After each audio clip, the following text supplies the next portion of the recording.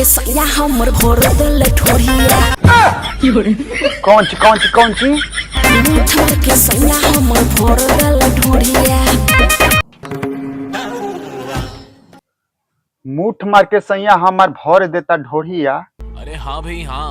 अरे एकर बोही चोदई भोजपुरी के सफा बर्बादे करके मनी हसन ना, मतलब हमके समझ में नहीं आवत।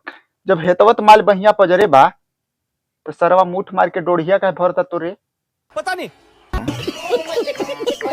हाथों ही हिला के सैया भोर देले ठोरिया। तू शुकर मनाओ भौजी को भयावा के जगह ही पर हम नहीं खी, न तो तोहके पेल के भर देती तोहर गाड़िया। इस आग को ठंडा मत होने देना शंकर।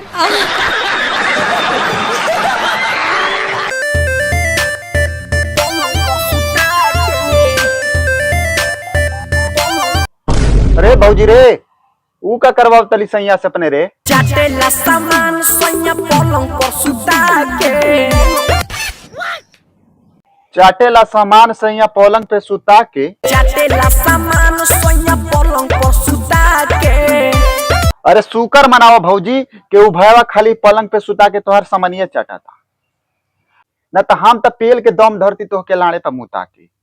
जैसे नन्हे मुन्ने बच्चे की नुनी से पेशाब टपकता है।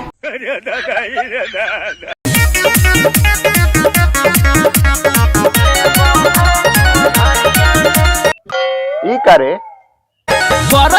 आज कुछ करे खातिर ना आया। अच्छा बच के रही है भौजी, मगर क्यों? लगता है आज कुछ नया पोज में पेली तोरे का भयावा।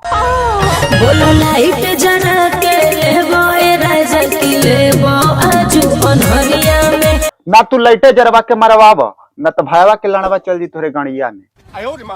फिर चिल्ला तो फिर भू वही जगहिया मरले की टोवे लगनी।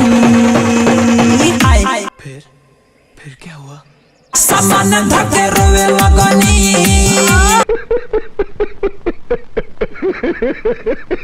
तो बस भाई लोग आज की वीडियो ये खत्म कर दानी। तो भाई लोग ये वीडियो खाली एंटरटेनमेंट खातिर रह के दिल दिमाग गुर्दा फेफड़ा लड़ा वाला सुन के मत लिया जा, एक हंस के भुला जा। तो भाई लोग हमारे वीडियो कैसा लगा, हमारे वीडियो अगर थोड़ा सा भी अच्छा लगल हो तो हमारे वीडियो के लाइक कर दे जा। नीचे सब्सक्राइब लड़की बटनिया लगतिया एक घुमा के लंडेसन मार जाना कि हमेशा खातिर उजर हो जाकर पहुंचे। तो भाई लोग मिलता नहीं अगले वीडियो में, तब तक खातिर चलता नहीं। नमस्कार।